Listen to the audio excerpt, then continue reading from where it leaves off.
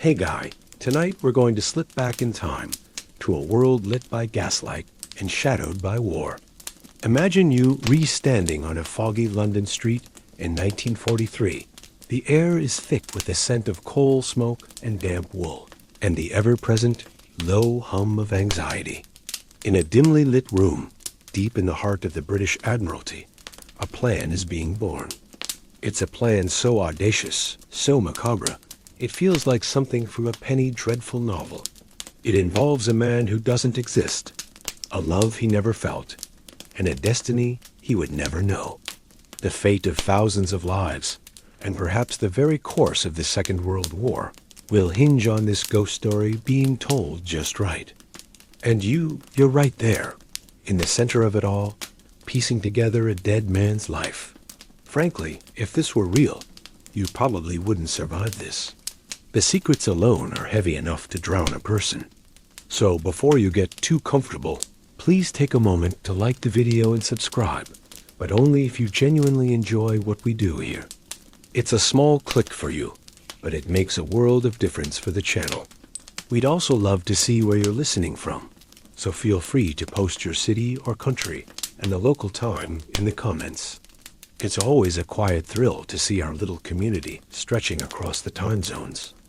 Now then, dim the lights. Perhaps turn on a fan for some gentle, humming white noise. And let's settle in for tonight's journey. The year is 1943, and the war is at a tipping point. You feel the shift in the air, a fragile hope wrestling with a deep-seated weariness. The Allies, having finally pushed the Axis forces out of North Africa in Operation Torch, have a foothold. Now, the question that hangs in every smoky strategy room is, what's next? The answer, whispered by Winston Churchill himself, is to strike at the soft underbelly of Europe. And that soft underbelly, for all intents and purposes, is Italy. To get to Italy, you must first take the island of Sicily. It's the obvious move. A stepping stone so perfectly placed, it might as well have a giant neon sign pointing to it. And that's the problem. You know it. The British High Command knows it. And most importantly, the Germans know it. A direct assault on Sicily would be a bloodbath, a brutal grind against an enemy that is dug in, prepared, and waiting. So you find yourself not on a battlefield, but in an altogether different kind of war zone. Room 13 of the Admiralty. It's a cramped, unassuming office, probably a converted storage closet that smells of stale pipe tobacco and damp documents. This is the realm of intelligence, of whispers and lies. Your task, and the task of the brilliant, eccentric minds around you, is to convince the German High Command that the obvious target is actually a feint. You need to make them look the other way. You need to sell them a lie, so convincing that they move entire armies based on it. But how? You can't just send a fake message. The Germans are masters of code breaking. You need something tangible, something undeniable, something that feels found, accidental. This is where things get strange. An idea begins to circulate, a ghost of a suggestion from a document known as the Trout Memo. This memo, a veritable catalog of bizarre espionage ideas, was penned a few years prior. A lot of its suggestions were outlandish, like using explosive-laden bats. But one idea, number 28, sticks. It proposes using a corpse dressed as an officer and carrying false papers to be found by the enemy. It's a morbid, ghoulish concept that most would dismiss. But in the desperate calculus of war, the unthinkable becomes plausible.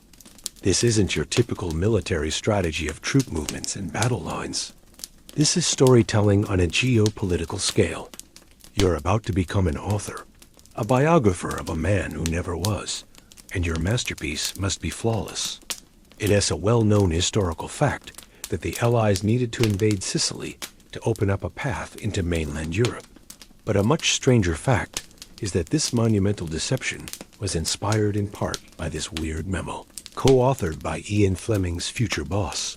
Yes, the man who would later create James Bond was swimming in these very waters of bizarre spycraft. Historians still debate the true genesis of the plan, arguing whether it was the Trout Memo or a 1930s spy novel called The Millionaire's Hat Mystery that truly sparked the idea. Either way, you're not writing a novel. You're trying to write history before it happens, using a dead man as your ink. The first step isn't finding a pen. It's finding a body. The weight of this ghoulish task settles on your shoulders. You're in room 13, this chilly, forgotten corner of the Admiralty, and the abstract concept of using a corpse is starting to feel uncomfortably real. It needs architects, 2 men to take this macabre notion and build it into a functional, world-altering deception. And so, you meet them. Or rather, you become their silent partner in this strange enterprise.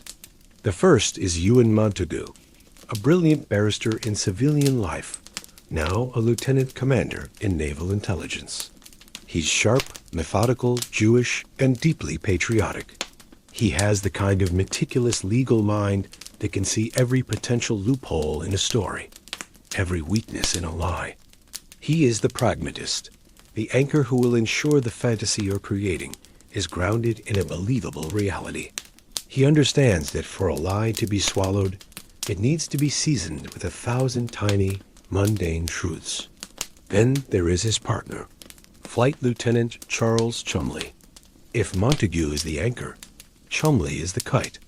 He's an eccentric, an oddball with a sprawling handlebar mustache, who was once rejected by the RAF for being unsuitable.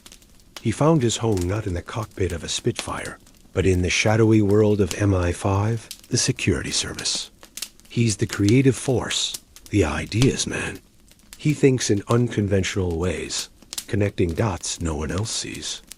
It was Chumley who first refined the initial corpse idea, giving it a name, Operation Mincemeat. It's a ridiculously British, almost whimsical name for something so grim, like naming a guillotine Mr. Choppy. You get the sense that Chumley is the kind of man who would doodle fantastical beasts in the margins of top-secret documents. It's a well-known historical fact that MI5 and MI6 were the 2 pillars of British intelligence, with MI5 handling domestic security and MI6 focusing on foreign espionage. Operation Mincemeat was a joint venture, a perfect blend of their respective talents. Together, you, Montagu, and Chumley form a strange trinity in that little room. The air crackles with a frenetic, clandestine energy. You spend hours poring over maps of the Spanish coast, debating ocean currents and political allegiances. You argue about the cause of death, the rank of your phantom officer, the contents of his pockets. It's like a startup in a garage, but instead of inventing a new gadget, you're inventing a new person from scratch. Historians still debate the precise division of labor between the 2 men, with some crediting Chumley with the initial creative spark and Montagu with the masterful execution that made it work. But in this room, watching them work, you see it as a true partnership. Montagu paces, poking holes in Cholmondeley's wilder ideas, while Chumley counters with flashes of imaginative brilliance that push the plan forward. A weird lesser-known fact is that Chumley was so dedicated to the craft of deception that he once tested a homing device for spies by having a dead rat stuffed with the electronics and leaving it in a German staff car. The test failed when the car's driver, unnerved by the smell, simply threw the rat out the window. This is the kind of out-of-the-box, slightly unhinged thinking you're now dealing with. The plan begins to solidify. You won't just drop a body. You'll create a story. The body will be a British officer, a major in the Royal Marines, carrying a briefcase full of personal letters and, more importantly, official documents hinting at an Allied invasion of Greece and Sardinia, with Sicily mentioned only as a diversion. The briefcase will be chained to his wrist, a detail designed to scream, "Important," to whoever finds it. The body must wash ashore in a specific location, Huelva, on the coast of Spain. Spain is officially neutral, but its leader, Franco, is openly sympathetic to the Axis. You know that Huelva is crawling with Abwehr agents German, military intelligence, all under the watchful eye of a particularly zealous and efficient German spy. It's the perfect place to dangle the bait. It's not just dropping a letter in the enemy's lap. It's creating a theatrical performance for an audience of one, Adolf Hitler. And you are the playwright, the casting director, and the stage manager, all rolled into one. The pressure is immense. One mistake, one anachronistic detail, one single thread that unravels, and the whole thing collapses, leading to the deaths of thousands of Allied soldiers on the beaches of Sicily. It's a sobering thought that quiets the room. The initial, almost academic excitement of the puzzle is replaced by the grim weight of reality. The fun part is over. Now you need a body. The search for a body. There's no delicate way to put it. This is the part of the job that feels less like clever spycraft and more like grave robbing. The fluorescent lights of a London morgue seem to flicker with a sickly accusatory light. The air is cold, sterile, and carries the faint, cloying smell of formaldehyde. You, Montague, and Chumley are now liaising with a man who will become one of the most important, yet unsung, heroes of this operation, Sir Bentley Purchase, the coroner for the Northern District of London. He's a man who deals with death daily, but even he is taken aback by your request. You need a body, but not just any body. The criteria are nightmarishly specific. It has to be a man of military age. He cannot have any obvious signs of trauma on his body, as that would contradict the official story that he died in a plane crash at sea and subsequently drowned. This rules out most of London's Blitz victims. The cause of death needs to be something that would not be easily discovered by a cursory autopsy. A man who died of, say, a heart attack or pneumonia would be ideal, as the fluid in the lungs could plausibly be mistaken for seawater from drowning. It's a ghoulish shopping list. You feel a pang of profound ethical unease. You are treating a human being as a prop. A common historical fact is that wartime London was a city under constant threat, with the Blitz causing immense casualties, so the presence of unclaimed bodies was, tragically, not uncommon. However, finding one that fit your precise needs was another matter entirely. The initial plan is to use a body from a recent U-boat sinking, perhaps one of the sailors from the HMS Dasher, which had recently exploded and sunk. But Montague, with his lawyer's foresight, points out the fatal flaw. The Navy keeps meticulous records. The Germans could potentially cross-reference and discover that a specific sailor reported lost was not an officer carrying the briefcase. The risk of exposure is too great. The deception must be airtight. So, you must wait. You are in a race against time. The invasion is scheduled for summer, and you are waiting for someone to die in just the right way. It's a macabre vigil. Then, one cold January day, Sir Bentley Purchase calls. He has someone, a man named Glyndwr Michael. You learn the tragic, simple details of his life. He was a Welshman, a drifter, homeless, and alone in London. He had no family to speak of, no one who would come looking for him. His life was one of quiet desperation, which ended when he ingested rat poison, likely in an act of suicide. The poison contained phosphorus, which, crucially, works slowly and isn't easily detectable in a standard autopsy of the era. It causes chemical pneumonia, filling the lungs with fluid. It is, from your cold, operational perspective, perfect. It's a strange, lesser-known fact that the rat poison he consumed was a paste called Battles's Vermin Killer, a common and tragically effective method for suicide among the desperate at the time. The tragedy of his lonely death is the cornerstone of your elaborate lie. The ethical debate hangs heavy in the air, unspoken but present. You are taking this man, Glyndwr Michael, and erasing him. You are stealing his body and his quiet, sad story and replacing it with a fiction. Historians still debate the morality of the operation, particularly the use of Michael's body without any form of consent from him or a next of kin. Montagu himself would later write that they felt they were giving Michael a chance to deal a blow to the Germans that he could not have dealt in life. It's a justification that you try to hold on to, a small shield against the grimness of it all. It's a grim joke, but you can't help but think this is the most morbid job application in history, with the primary qualification being, well, being dead. The body is placed in cold storage at the Hackney mortuary, under the guise of waiting for non-existent relatives to claim it. The clock is ticking. A human body, even when frozen, decays. You have a window of about 3 months before it becomes unusable. A vessel for your deception has been secured. Now, you must breathe life into the ghost that will inhabit it. You must turn the corpse of Glyndwr Michael, the man who was, into Major William Martin, the man who never was. The work in room 13 becomes more urgent, more focused. You have your clay. It's time to start sculpting. With the body of Glyndwr Michael resting in the chilling quiet of the Hackney mortuary, your focus shifts back to the slightly less cold, but infinitely more cluttered room 13.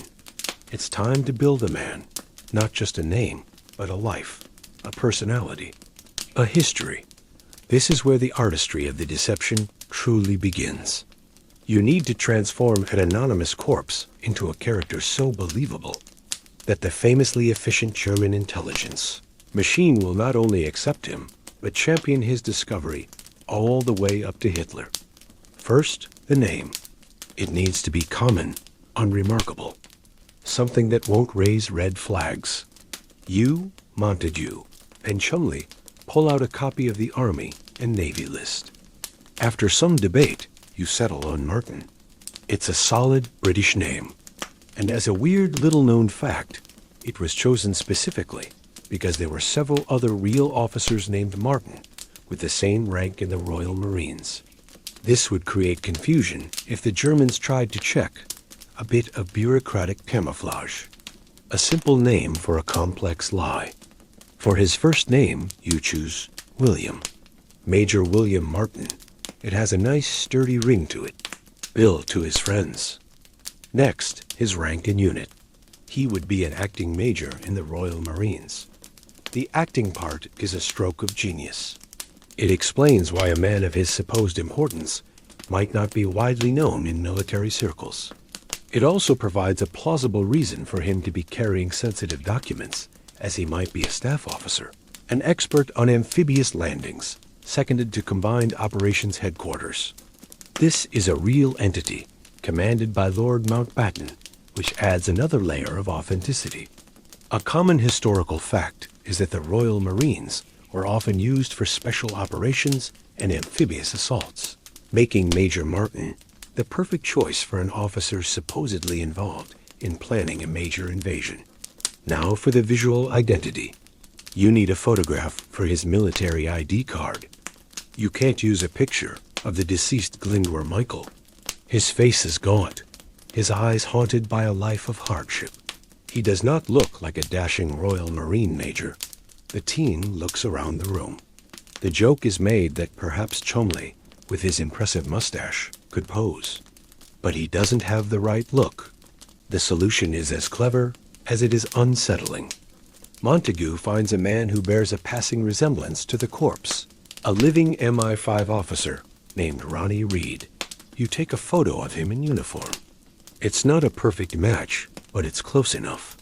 In the blurry, black and white world of a 1940s ID card that's been soaked in seawater, it will pass. It's another layer of the fiction, a living man's face superimposed on a dead man's identity. It feels like you're building a Frankenstein's monster of intelligence. You then begin the laborious process of creating his official documentation. An ID card is procured, complete with the photograph of Ronnie Reed and the signature of a real general. The signature is forged with painstaking care. Every detail is scrutinized. The date of issue, the stamp, the type of paper used. Historians still debate whether certain details, like the choice of acting major, were brilliant strokes of psychological manipulation or potential weaknesses that the Germans simply failed to exploit. For instance, Would a real acting major be entrusted with such singular, sensitive documents? The team gambles that the sheer audacity of the find will overwhelm any minor inconsistencies. You are creating a digital footprint before digital even existed. It's like curating a fake social media profile, but with life or death stakes. No detail is too small. You discuss his age, his hometown, his hobbies. You decide he's a bit of a traditionalist, maybe a little stuffy but competent. The kind of reliable, slightly boring officer the British military produced by the thousands. You are no longer just intelligence officers. You are character actors, biographers, and forgers. You are breathing a fictional soul into a borrowed vessel. The ghost of Major Martin is beginning to take shape, and his first faint whispers are of duty, honor, and the king. But a man is more than his job. To be truly believable, Major Martin needs a personal life. He needs something to lose. The official identity of Major William Martin is set, but you know that's not enough. A man isn't just his ID, card, and rank. A real person is a collection of messy, mundane, and deeply personal artifacts. To make the Germans believe in Major Martin, you have to make them feel like they've rummaged through his pockets, and by extension, his life. This is the creation of his pocket litter, and it's where the deception becomes truly intimate.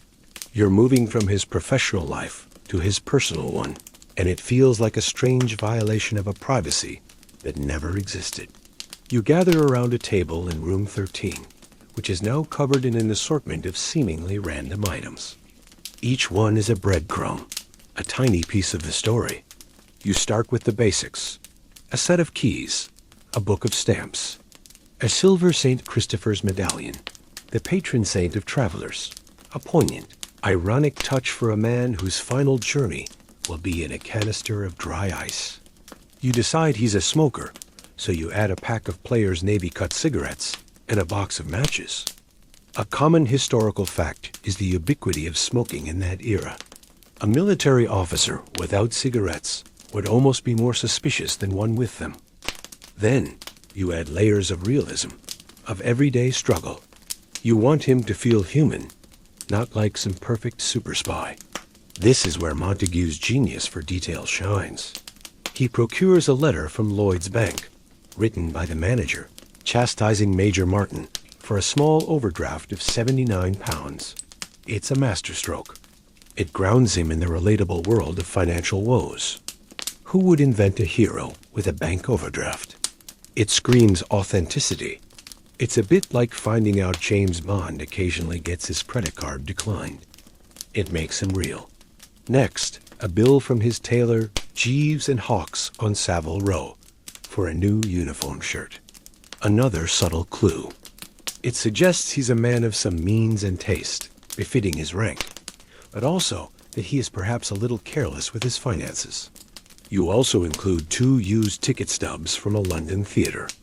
You and the team spend a ridiculous amount of time debating which show he would have seen and on what date. You settle on a popular comedy, ensuring the dates on the stubs correspond with the time he would have plausibly been on leave in London. It's this level of obsessive detail that separates a good lie from a great one. A particularly weird and lesser-known fact is the thought that went into the wear and tear of these items.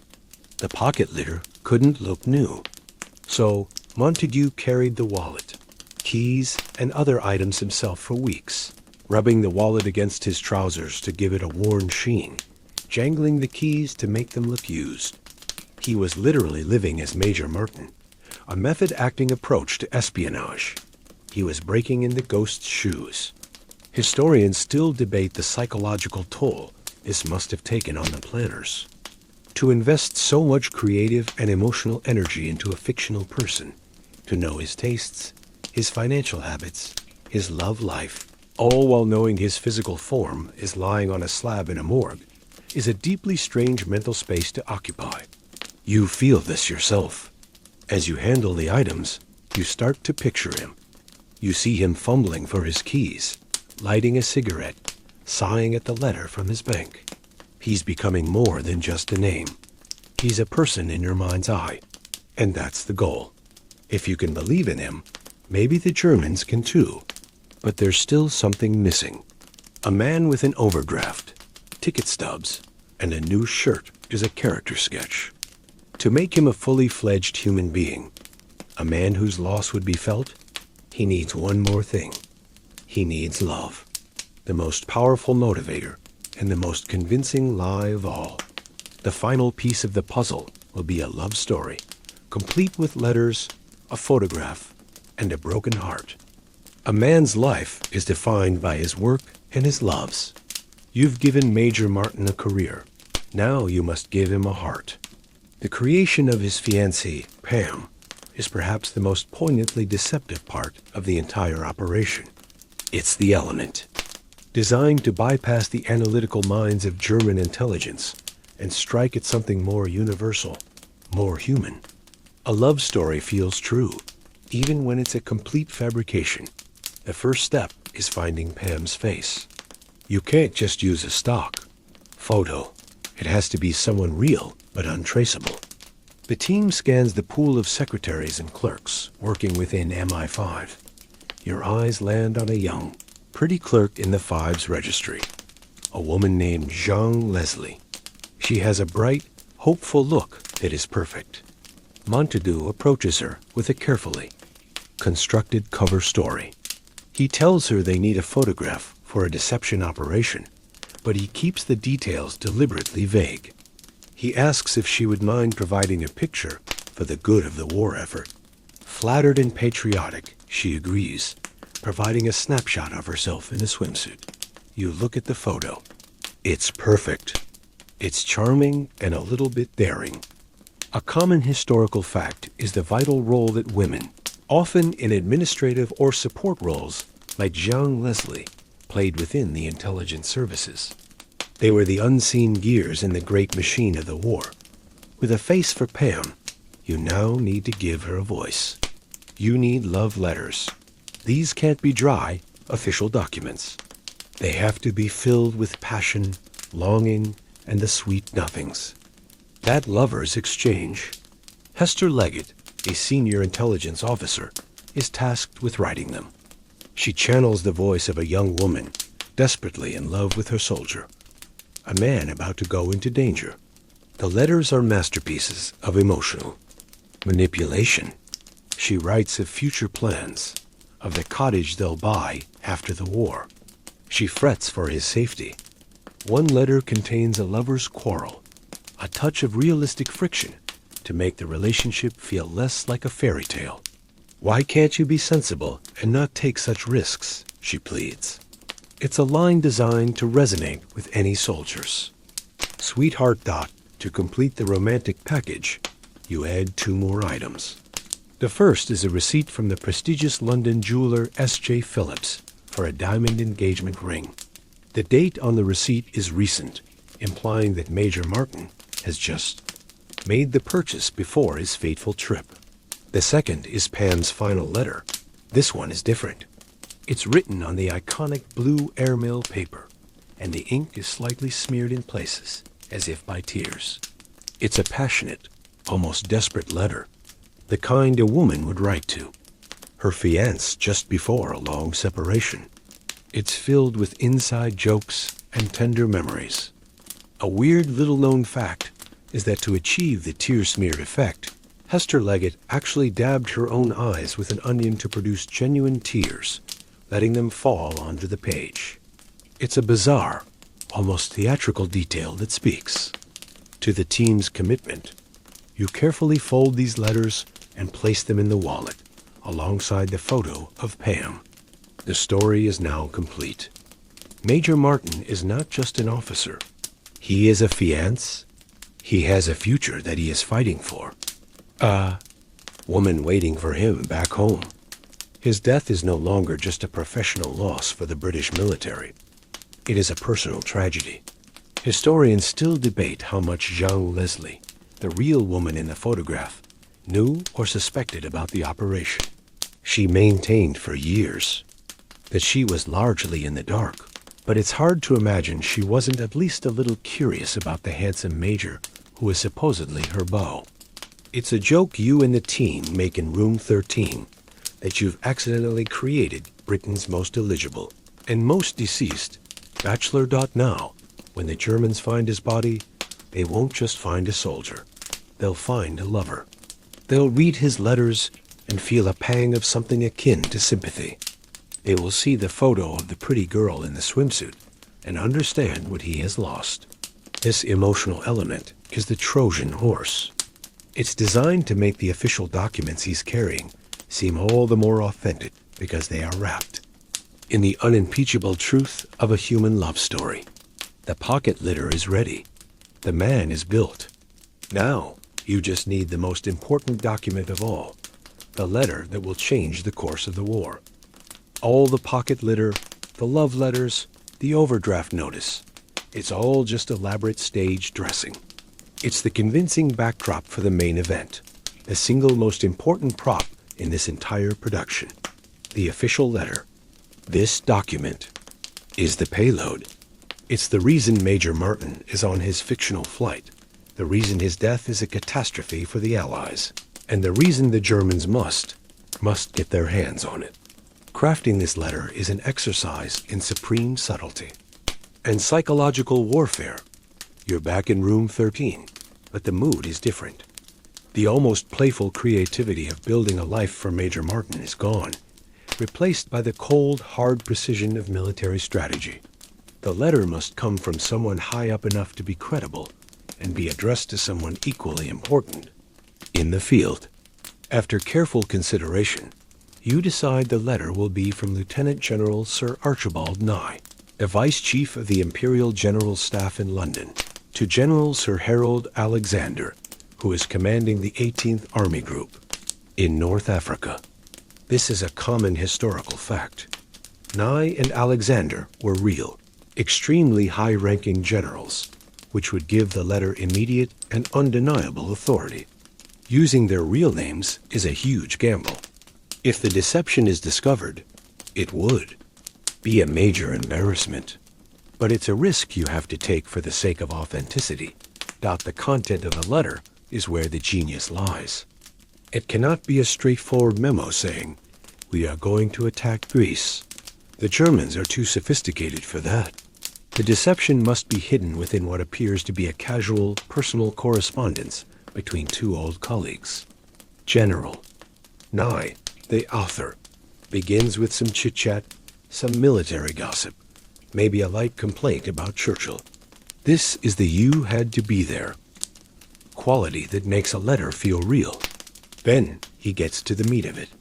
He mentions the upcoming Allied offensive, codenamed Operation Husky. He casually lets slip that the plan is to attack Greece and Sardinia.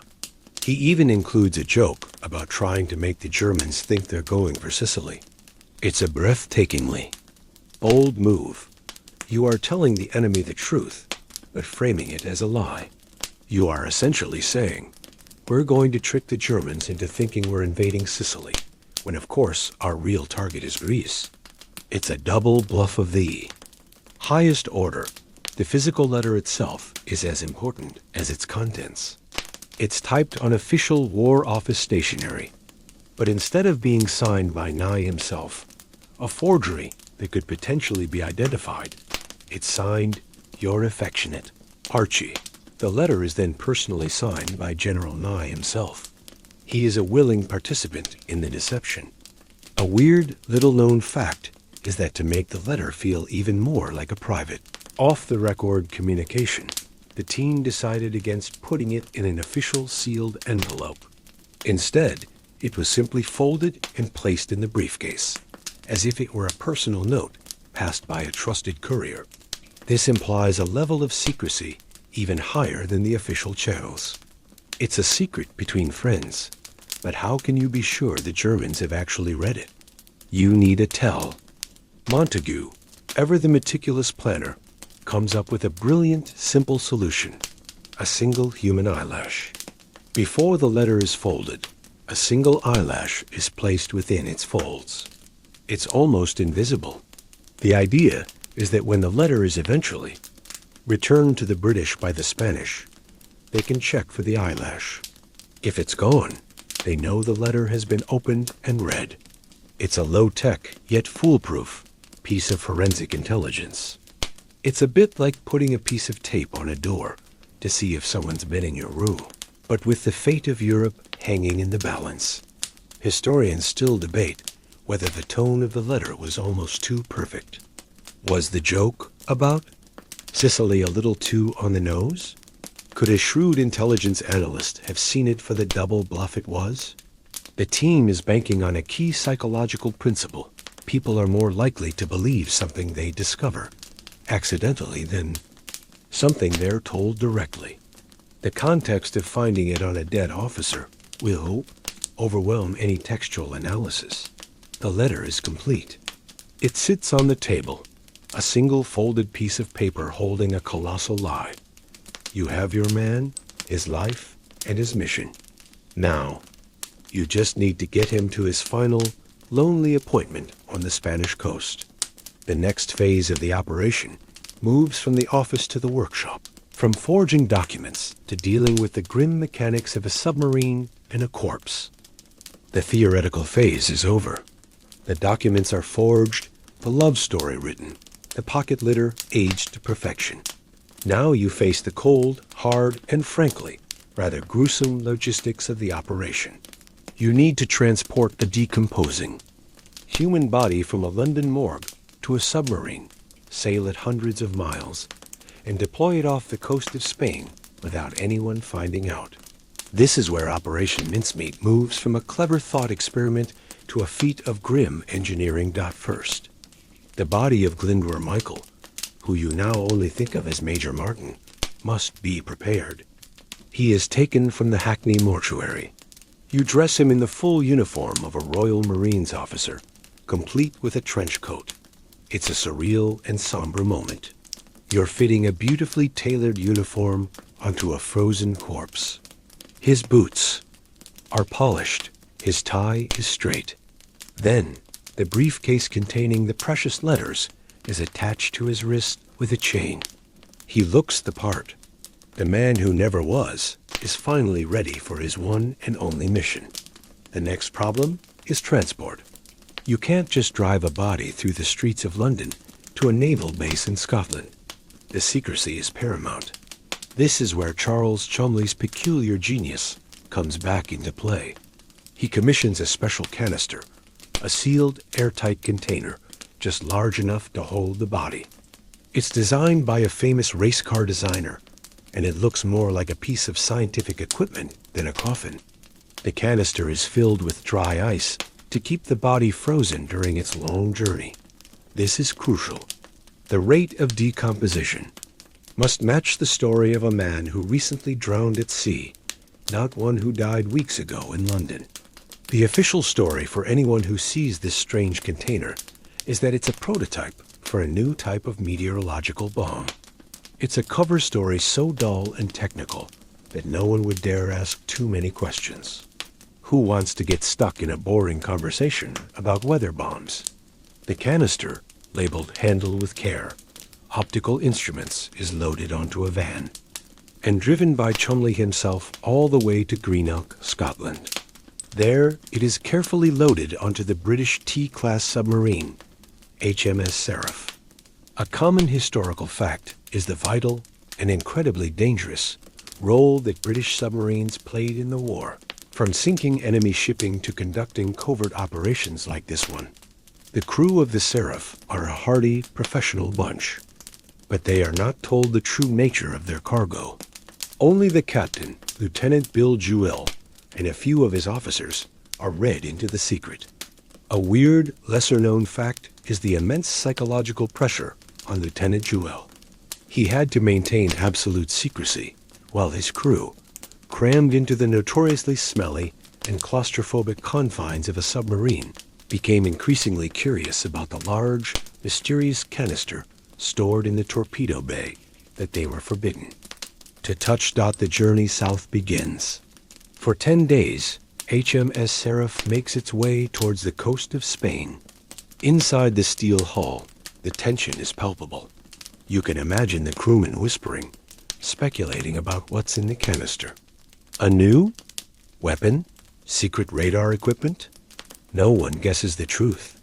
Historians still debate the ethical implications of putting the young crew through this, asking them to risk their lives to transport a dead man without their knowledge or consent. It was a necessary deception within a deception. For Lieutenant Jewell and the few who knew, the canister is a constant, grim presence. It's a tomb within the steel tomb of the submarine, carrying the hopes of the Allied invasion on its silent, frozen shoulders dot as the Seraph nears the designated drop point off the coast of Huelva. The final preparations are made. The dry ice has almost completely sublimated, meaning the body is beginning to thaw. The timing is critical. Too soon, and the body will be too decomposed. Too late, and the currents might carry it to the wrong place. The weather must be right, the sea calm enough. The entire audacious plan now rests on the shoulders of a 29-year-old submarine captain and his unwitting crew, sailing in the dark, just a few miles from an enemy-friendly shore. The time for deployment is almost at hand. The air inside HMS Seraph is thick and stale, a mixture of diesel fumes, unwashed bodies, and unspoken tension. You are submerged off the coast of Huelva, Spain. Through the periscope, you can see the faint lights of the shore. It's just after 4 a.m. on April 30th, 1943. This is it. The culmination of months of planning, of macabre creativity and logistical nightmares, is about to happen in the cold, dark waters of the Atlantic. Lieutenant Jewell gives the order to surface. The submarine breaks through the waves with a gentle rush of water, the hull groaning in the sudden change of pressure. The night is dark, the sea mercifully calm. The coast is dangerously close. A Spanish patrol boat could appear at any moment. Secrecy is everything. The crewmen who are not on the Secret are ordered to stay below deck. Only the officers who know the truth come topside. They move quickly, their footsteps muffled on the wet deck. You feel the cold, salty spray on your face. They bring the canister up from the torpedo bay. The moment of truth. With a hiss of released pressure, they open it. Major Martin is revealed. He is stiff, his skin pale and waxy in the faint moonlight. He looks unnervingly like a department store mannequin that's been left out in the rain. The trench coat, the uniform, the briefcase. Chained to his wrist, it's all there. You and the officers gently lift the body from its steel cocoon. It's an awkward, grim task. You are handling a man you feel you know intimately, yet have never met. This is the ghost from room 13, made flesh dot to complete the illusion of a plane. Crash, the officers also bring out a rubber life raft, a Mae West life preserver for Major Martin. They inflate the life preserver and fit it around the body. This is a crucial detail. A man whose plane went down at sea would have worn one. They double-check that the briefcase is secure. Everything must be perfect. Then Lieutenant Jewell, a deeply religious man, pulls a prayer book from his pocket. Standing there on the deck of his submarine, surrounded by his small team, he reads Psalm 39. I will keep my mouth with a bridle, while the wicked is before me. Lord, make me to know mine end, and the measure of my days, what it is, that I may know how frail I am. It's a final, solemn committal service for Glyndwr Michael, the man who was, and a send-off for Major William Martin, the man who never was. It's a moment of profound gravity that cuts through the absurdity of the situation. A common historical fact is that Spain was officially neutral during World War II, but its fascist government under Francisco Franco was heavily sympathetic to the Axis powers, allowing German spies and agents to operate with relative freedom. This is precisely why Huelva was chosen. The British knew that any interesting discovery would quickly find its way into German hands. A lesser-known weird fact is that the team had to carefully calculate the tide and currents to ensure the body would drift ashore naturally, not just be dumped on the beach. They chose a specific spot where an outgoing tide would gently carry Major Martin towards the coast, making his arrival look completely natural. The plan nearly failed when the wash from the submarine's propellers started, pushing the body out to sea. In a moment of panic, the officers had to push it back towards the shore. It's a comically tense image.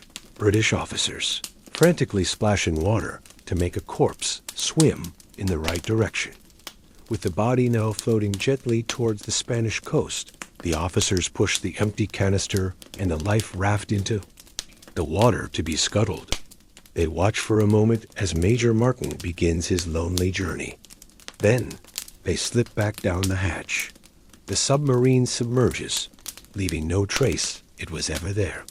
The entire operation now enters a new, agonizing phase. Waiting. The bait has been laid. Now all you can do is hope a fish will bite. Historians still debate whether the choice of Huelva was based on a known, particularly effective German agent named Adolf Kloss, who was stationed there, or if it was purely a matter of favorable ocean currents. The answer is likely both. You've delivered your package. The rest is up to fate and the predictable efficiency of the German intelligence network. The waiting is a special kind of torment. Back in London, in the smoky confines of Room 13, you, Montagu, and Chumley are on edge. Every tick of the clock feels like an eternity. Did the body wash ashore? Was it found? Did the currents carry it out to sea, taking your colossal secret with it into the depths? For hours, there is only silence. The fate of Operation Mincemeat and the thousands of soldiers preparing for Operation Husky hangs in limbo. Then, late in the evening of April 30th, the news arrives. It doesn't come through a top-secret channel, but through a routine diplomatic cable. A Spanish sardine fisherman named José Antonio Rey Maria, out checking his nets near Huelva, discovered the body of a British officer floating in the water. The plan has worked. Step 1 is complete. The body has been found. You feel a surge of relief, immediately followed by a fresh wave of anxiety. Finding the body is one thing. Getting the contents of the briefcase into the right hands is another. The local Spanish authorities take possession of the body. The news travels up the local chain of command. An autopsy is ordered. The British vice consul in Huelva, a man named Francis Haselden, is officially notified. Haselden, of course, is in on the secret. He is another actor in your play. His role is to play the part of a diligent but slightly flustered diplomat. He begins his performance immediately. Upon being informed of the discovery, he expresses formal concern and starts making official inquiries. This is where the next phase of the deception kicks in. You can't just let the Spanish hand over the briefcase. That would be too easy too. Suspicious. You have to make the British government look desperate to get it back, unopened. Montagu initiates a series of pre-scripted telegrams sent from the Admiralty in London to the naval attache in Madrid. The first is formal. The next is more urgent. The final one is frantic, marked secret and demanding the immediate recovery of the briefcase carried by Major Martin, stressing that its contents are of the utmost importance. These telegrams are sent over channels that the British know the Germans can intercept. It's like chumming the water for sharks. You're not just hoping the Germans hear about the briefcase. You're screaming its importance from the rooftops. Common historical fact is the role of embassies and consulates as hotbeds of espionage during the war. They were islands of diplomatic immunity used for intelligence gathering, clandestine meetings, and political maneuvering. The British consulate in Huelva was no exception. What is a weirder, lesser-known fact is the detail of the Spanish autopsy. It was incredibly perfunctory. The Spanish pathologist, Dr. Eduardo del Torno, concluded that the man had died from drowning and had been in the water for several days. Crucially, he missed the subtle signs of death by phosphorus poisoning from the rat poison. Had a more thorough autopsy been performed, the entire deception could have unraveled. Major Martin, it seems, was lucky even in Death Dot in Huelva, a small city. News of the dead British officer with his mysterious briefcase becomes the talk of the town. This is exactly what you wanted. Local gossip is a powerful and untraceable form of intelligence dissemination. The story filters through the pro-German elements within the Spanish police and military. It inevitably reaches the ears of the man you've been targeting all along, Adolf Kloss, a meticulous and highly effective head of the Abwehr, German military intelligence, in Huelva. The bait, so carefully prepared and deployed, is now dangling directly in front of him. Historians still debate the role of the Spanish fisherman.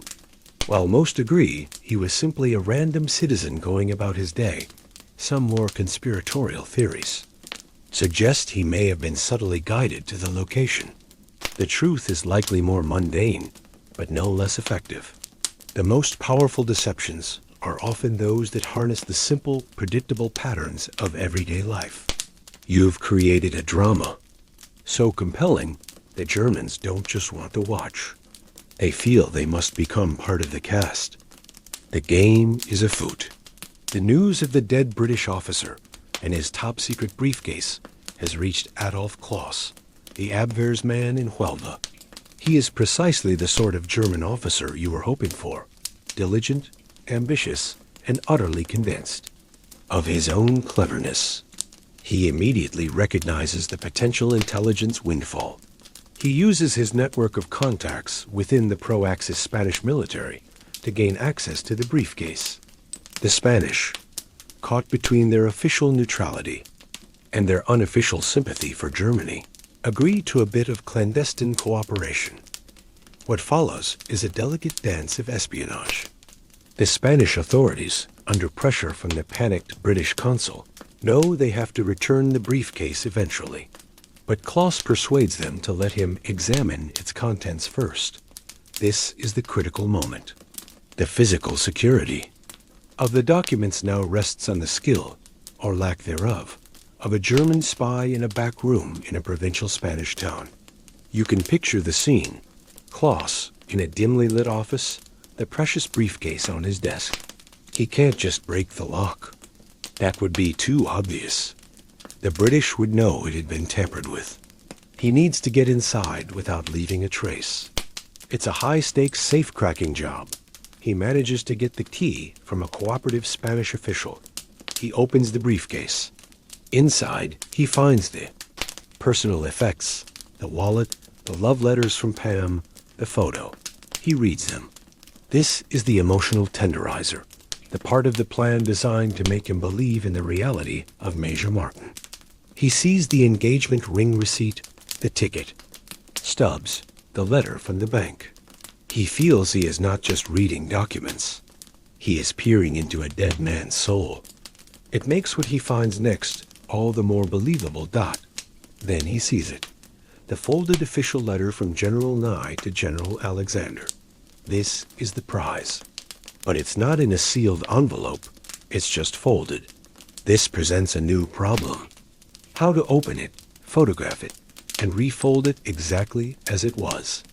A common historical fact is that the Abwehr was Germany's primary military intelligence organization, but it was often in fierce competition with other Nazi intelligence agencies. Like the SD, a success like this would be a major feather in the Abwehr's cap. Kloss knows this. The pressure on him is immense. A truly weird, little-known fact concerns the technical challenge he faced. The letter had been soaked in seawater and then dried. The paper was brittle. To gently unstick the folds without tearing the paper, Kloss's team used a thin, flexible probe, carefully sliding it between the pages. It was a painstaking, nerve-wracking process. They successfully opened it.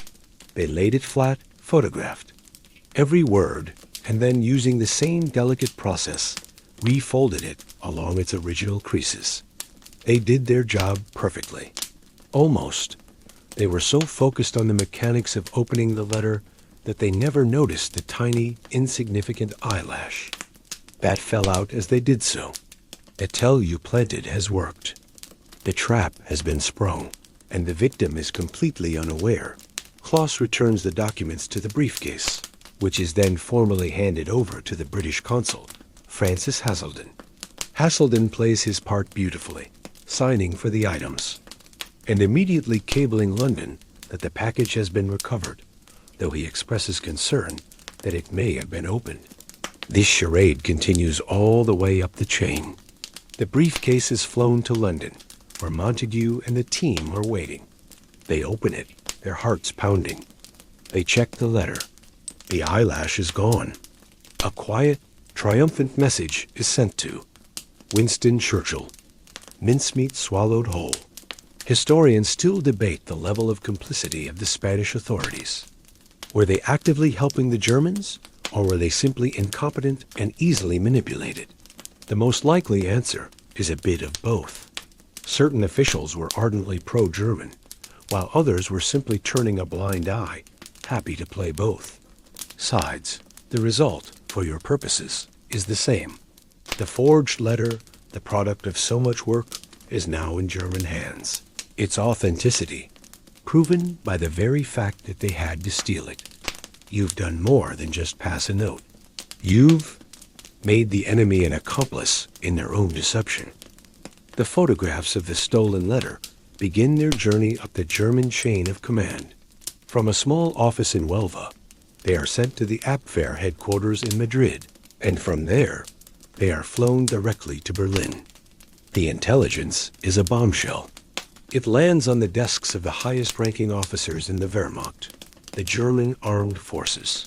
This is no mere rumor from a paid informant. This is a captured document written by the Vice Chief of the British, Imperial General Staff himself. It feels solid, unimpeachable, but German intelligence is not a monolith. Within the system, there is professional skepticism. Some officers in the Abwehr are cautious. Could it be a plant? A deception? The British are known for their cunning. They begin their own process of verification. They check the name, Major William Martin. As you hoped, they find other Martins in the Royal Marines, creating enough confusion to make his existence seem plausible. They analyze the content of the letter, the casual tone, the personal asides, the joke about Sicily. It all feels authentic to the way British officers communicate. The sheer audacity of the double bluff works in your favor. It seems too risky, too complex for a deception. Surely, no one would be so clever as to tell the truth and frame it as a lie. This is where another, even more brilliant, layer of British deception comes into play: the double-cross system. A common historical fact is that throughout the war, British intelligence, MI5, had successfully captured or turned nearly every German agent operating in the UK. Instead of imprisoning them, they used these agents as a controlled network to feed misinformation back to Germany. The Germans believed they had a robust spy network in Britain. In reality, they were listening to a symphony orchestrated by Mi-5. The most valuable of these double agents was a Spanish national named Juan Pujol. Garcia, codenamed Garbo by the British and Alaric by the Germans. The Germans trusted him implicitly. They believed he was their master spy in Britain, controlling a vast network of sub-agents, all of whom were fictional, invented by the British. He was so trusted, in fact, that he was awarded the Iron Cross by Germany for his services, and, in a supreme irony, also made a member of the Order of the British Empire by King George VI. This is the weird, almost unbelievable fact at the heart of the double-cross system. The Germans were paying and decorating a man who was completely under British control. Now, you activate Garbo. He begins sending messages to his German handlers that corroborate the mincemeat documents. He reports on massive troop movements towards ports used for embarking to the eastern Mediterranean. He speaks of Greek interpreters being assigned to units. He confirms that the Allied focus appears to be on the Balkans. Every piece of false information he sends reinforces the lie that Major Martin's briefcase contained. It's the ultimate confirmation bias.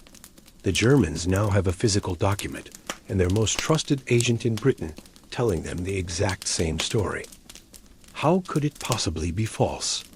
It's like a modern-day fake news story being confirmed by a source you trust implicitly. The lie becomes reality. Historians still debate the internal politics of the German high command at this time. There was significant distrust between Hitler and his generals, and between the various intelligence agencies. Some argue that this internal friction made them more susceptible to a deception like mincemeat. An official, captured document was seen as more reliable than the strategic analysis of a general who might have his own agenda. The letter from Archie Nye cut through the political infighting and went straight to the top. The intelligence has been vetted, cross-referenced, and confirmed by the best agent they have. The stage is now set for the final act of the deception. The lie has been told, and it has been believed. Now it must be acted upon. The fate of the plan no longer rests in London, but in a bunker in Rastenburg, East Prussia. The Wolf's Lair, the headquarters of Adolf Hitler. The mincemeat intelligence lands on Adolf Hitler's desk. For days, the German High Command has been debating its authenticity. Field Marshal Erwin Rommel, one of Germany's most brilliant commanders, is in Greece, and he is convinced that Sicily is the real target. He sees the strategic importance of the island and urges reinforcements to be sent there. Kesselring, the commander in Italy, agrees. They see the logic. They see the obvious. But Hitler has the letter.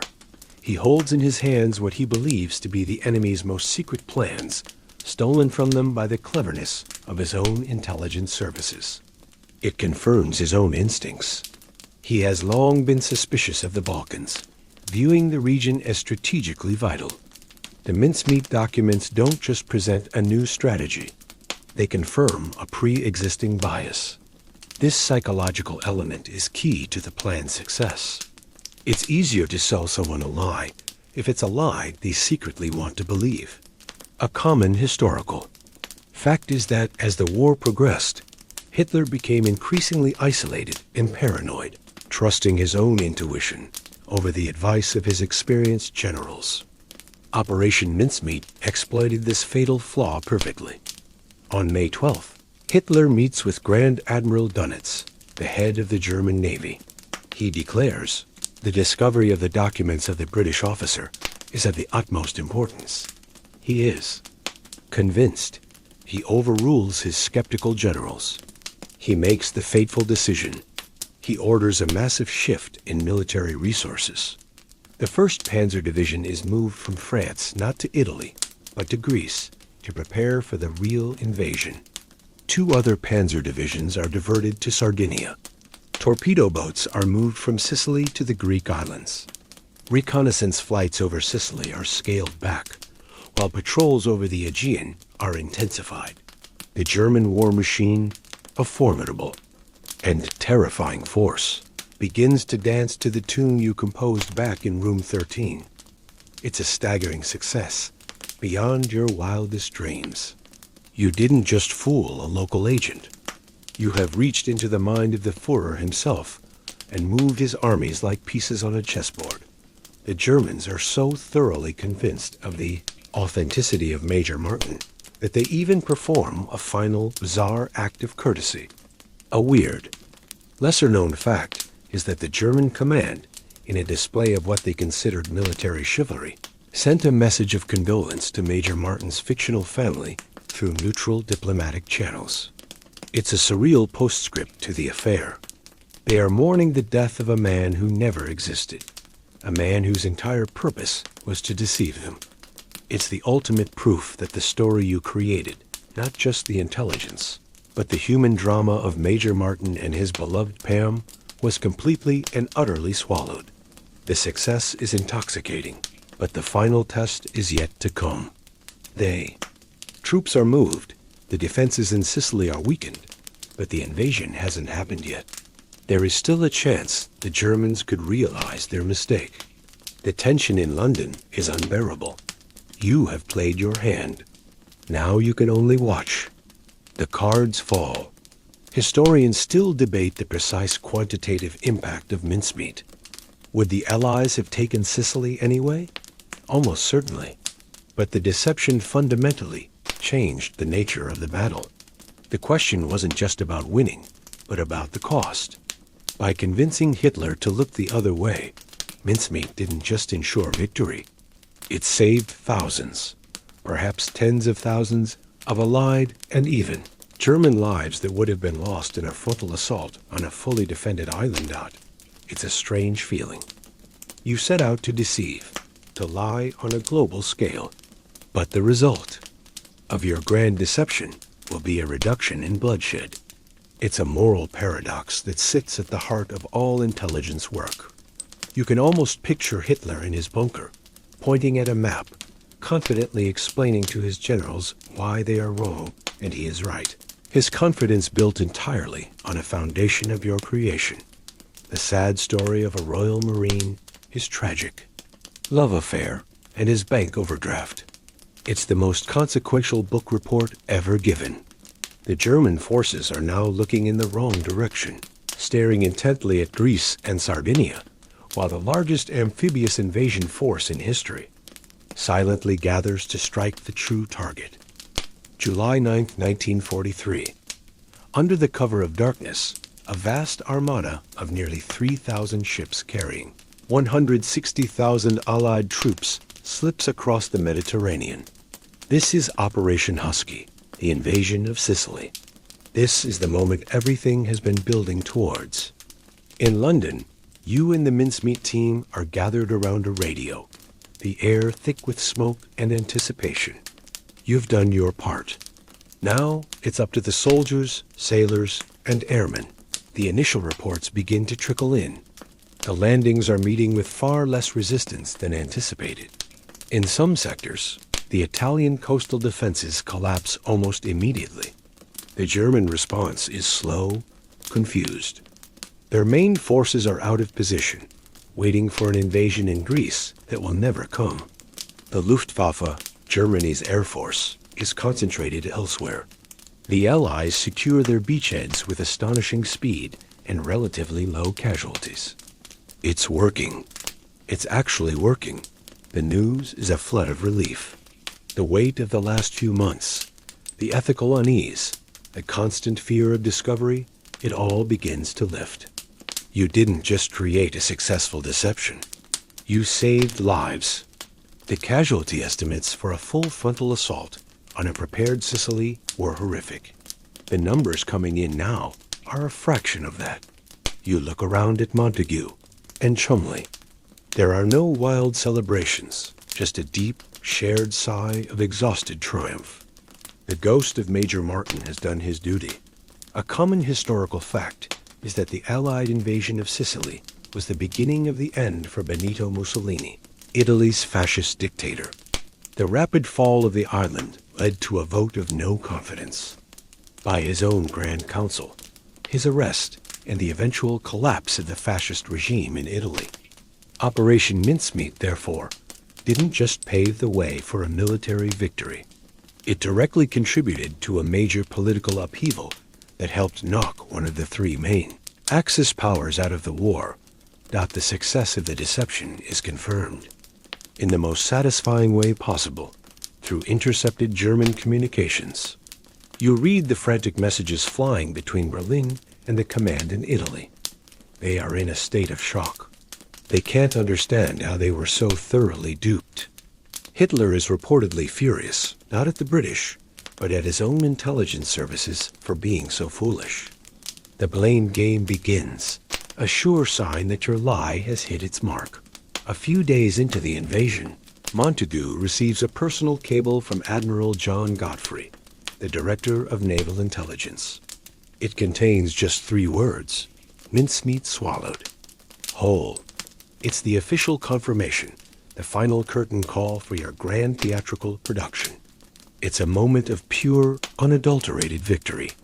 A weird, little-known fact is that as a personal memento of the operation, Ewan Montague kept some of Major Martin's pocket litter. For the rest of his life, he had the wallet and some of the personal effects of the man he helped create, a tangible reminder of the most successful and strangest operation of his career. It's a bit like a playwright keeping a prop from their greatest hit show. Historians still debate the long-term strategic consequences. Did mincemeat shorten the war? It's impossible to say for certain, but by accelerating the collapse of Italy and diverting significant German resources away from the Eastern Front, even for a short time, it undoubtedly had a major impact. It proved that in modern warfare, a well-told lie could be as powerful as a panzer division.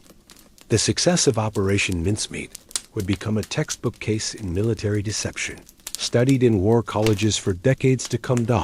As the battle for Sicily rages on, you take a quiet moment to think about the players in this strange drama. You think of Jean Leslie, the clerk whose face became the face of Pam. You think of Lieutenant Jewell and the crew of the Seraph. And most of all, you think of Glyndwr Michael, the homeless man from Wales, lying in a quiet grave in Huelva, Spain, under a false name. He was the silent, unwitting hero of the entire affair. His lonely death had been given a purpose he could never have imagined. His story, however, was not quite over. The war rages on, but for you, the intense clandestine chapter of Operation Mincemeat is closed. The Allies successfully conquer Sicily. The door to Italy is kicked open, and the tide of the war continues to turn. The story of Major Martin, however, quietly fades into the background, classified as one of the war's most guarded secrets. For years, the truth remains hidden, known only to the small circle of intelligence officers who orchestrated a in the Spanish port town of Huelva. In the Cementerio de la Soledad, there is a grave. For decades, it bears a simple headstone. William Martin, born the 29th of March 1907, died the 24th of April 1943, beloved son of John Glyndwr Martin and the late Antonia Martin of Cardiff, Wales, dulci et decorum est pro patria mori, R.I.P. The Latin phrase from the poet Horace means it is sweet and fitting to die for one's country. It was chosen by Montague's team, a final, poignant piece of the fiction. The local community in Huelva, particularly those who remember the story of the dead British officer, tend to the grave, leaving flowers. They are honoring a hero, a man who gave his life for the Allied cause. They are honoring a ghost.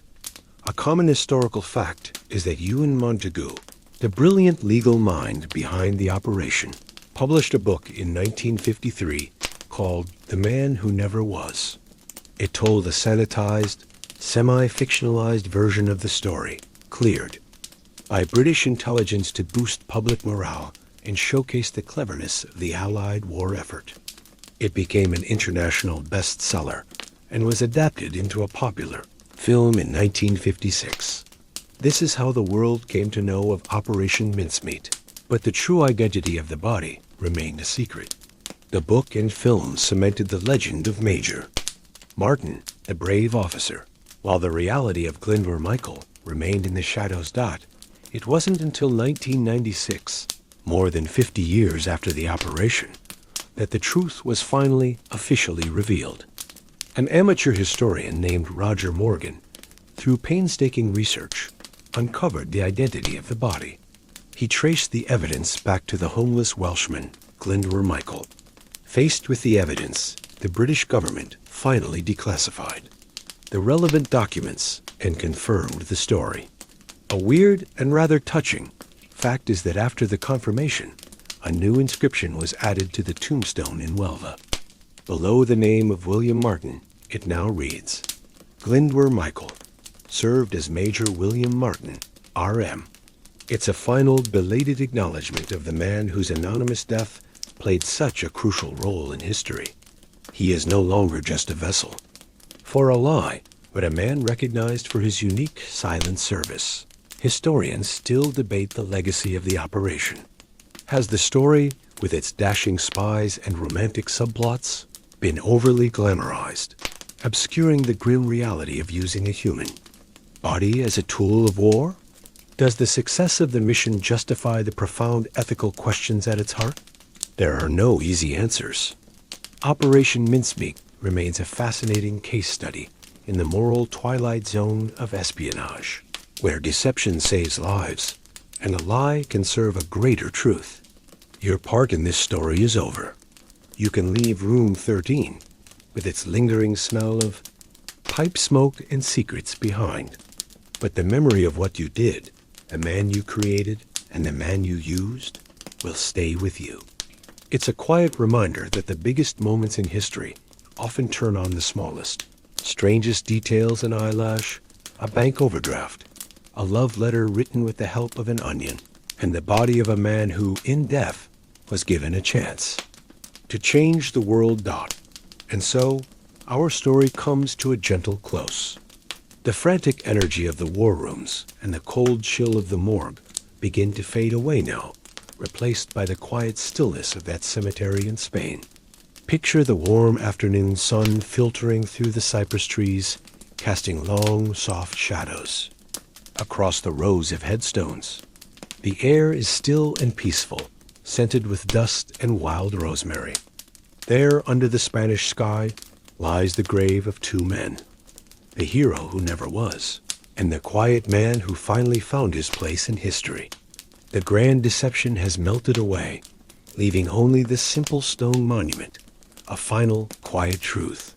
Let the image of that peaceful place soothe you now. Let the complexities and the deceptions and the anxieties of the story drift away like smoke, leaving only a sense of calm resolution. The mission is over. The secrets are at rest. And you can be at rest too. Feel the weight of the day lifting. From your shoulders, your breathing becoming slow and deep as you drift gently away from the shores of history and into your own quiet harbor of sleep.